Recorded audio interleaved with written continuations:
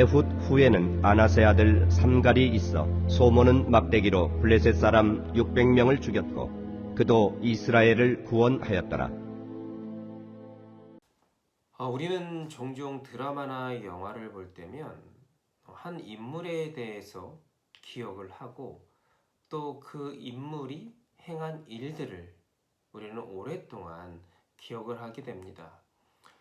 아마도 그 사람은 대부분 극 중에 주인공에 해당되는 사람일 것입니다.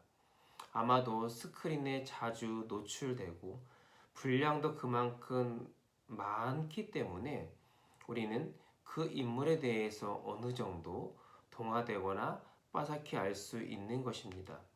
반면에 소위 엑스트라라고 하는 이 단역 배우들에 대해서는 우리는 그 이름조차 알지 못할 때가 많이 있습니다. 그만큼 주목받지 못했기 때문이겠지요. 성경 66권에는 수많은 인물들이 등장을 합니다. 그러나 우리가 기억하는 많은 인물들의 특징을 보면 다양한 업적을 남기는 그 과정에서 그만큼 그 스토리, 그 분량이 상대적으로 참으로 많다라는 겁니다. 여러분들이 기억하시는 성경의 인물들은 누가 있겠습니까? 대표적으로 아담도 해당이 되겠고, 그 다음에 그 이후에 아브라함, 이삭, 야곱, 요셉. 또 조금 넘어가면 다윗이나 혹은 솔로몬. 또 신약 시대로 넘어가면 예수님을 제외하고도 베드로나 사도 바울 등 언급하지 않은 많은 인물들을 기억을 하고 있을 것인데 그들의 공통된 특징은 나름대로 성경에서의 일정의 많은 분량을 차지하고 있다는 것이지요. 그런데 오늘 우리가 읽은 본문을 봐서 알겠지만 사사 삼갈에 대해서는 딱 한 절에 그치고 맙니다. 글쎄요, 많은 크리스천들 중에 삼갈이 누구인 줄 아느냐라고 물어봤을 때 이스라엘 사사 중에 한 명이다 라고 자신있게 말할 수 있는 사람 얼마나 될지 궁금하기도 합니다. 아마 저부터서도 제가 목회를 하지 않았거나 설교를 하지 않았다고 한다면 이 삼갈이라는 이름이 참 생소하게 들렸을 것입니다. 그러나 하나님의 말씀은 또 그 사역의 내용은 분량이 중요하지 않다는 것을 우리는 알고 있어야 할 것입니다. 하나님이 쓰시는 사람, 하나님의 그 역사에 동참하고 있다라는 그 사실이 가장 중요하다라는 것을 우리는 기억하셔야 됩니다. 때로는 빛도 없이 이름도 없이 자신을 드러내지 않고 묵묵히 자신들의 일을 감당하는 많은 사람들이 있습니다. 우리 교회 내에서도 많은 봉사자들, 많은 헌신자들이 있겠지요. 하나님께서는 주어진 자리에서 자신의 사명을 감당하는 그를 귀히 여기시고 사랑하심을 기억하시기를 바랍니다. 오늘 본문에서는 이 삼갈에 대해서 소몬은 막대기로 블레셋 사람 600명을 죽였다고 아주 짧고 강력하게 말씀하고 있습니다.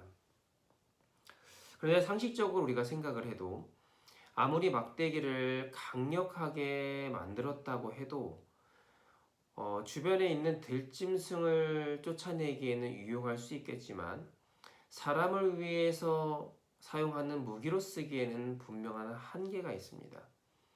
설령 한 명, 두 명은 감당할 수 있다 치더라도 오늘 본문에서와 같이 적군 600명을 그 막대기로 사용을 한다는 것은 거의 불가능에 가까운 일입니다. 이것은 막대기의 능력이 아니라 하나님이 사용하시는 사람의 능력인 것입니다.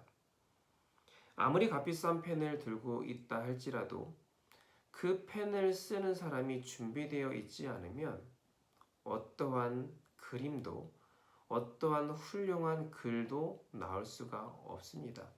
반면에 소위 전문가라는 사람의 손에 아이가 쓰다 벌린 몽당 연필이 들려있는다 할지라도 그 손에서 나온 작품은 아주 명작이 될 수 있는 것이지요. 결국 도구가 중요한 것이 아니라 그 도구를 사용하고 있는 사람이 중요하다는 것입니다. 우리는 오늘 말씀을 통해서 중요한 사실을 하나 알 수 있습니다.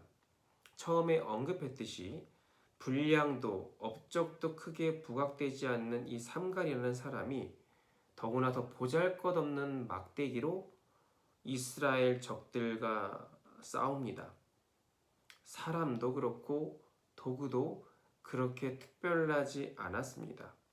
그런데 그가 600명이나 되는 적군을 물리칠 수 있었던 것은 그 사람을 하나님께서 사용하셨기 때문입니다.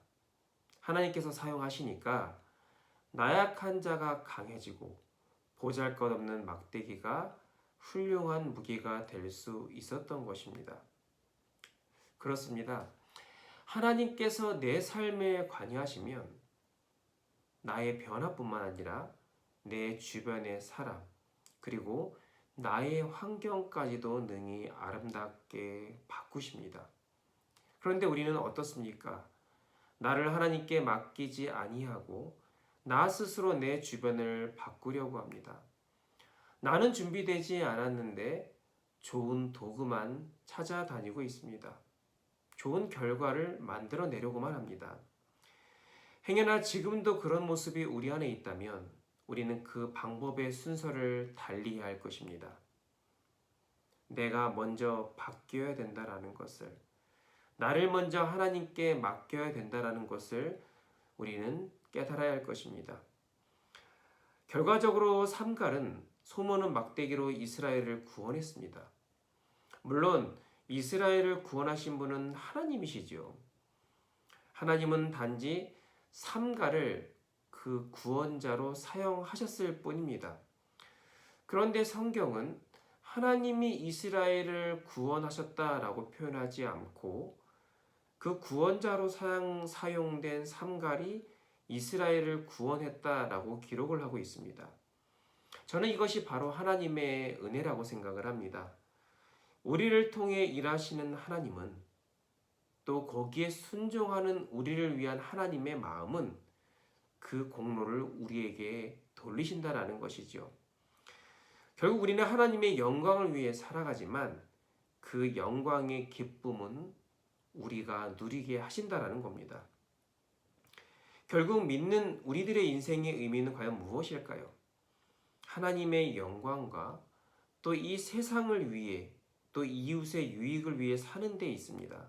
반대로 말하면 자신만을 위해 살아가는 사람, 자신의 유익의 목적만을 위해 사는 사람은 그 인생이 너무나도 불쌍한 사람인 것이죠. 요즘 코로나로 인하여서 여느 때보다 더 힘든 시기이기도 할 것입니다. 당연히 나와 가족의 건강을 우선시 생각할 수밖에 없습니다. 또 재정적인 어려움도 아마 많이 겪는 성도님들도 있을 것입니다. 나부터 먼저 먹고 잘 살자라는 마음이 당연히 강해질 수밖에 없는 현실입니다. 그러다 보니까 우리는 어떠한 현상이 일어나냐면 주변을 돌아볼 수 있는 여유가 별로 생기지 않는다라는 거예요.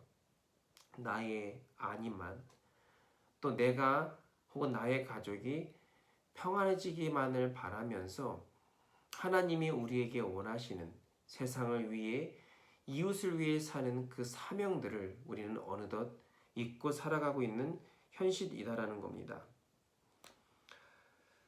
그러나 하나님께서 도리어 이 환난과 위기에 우리에게 원하시는 바가 있습니다.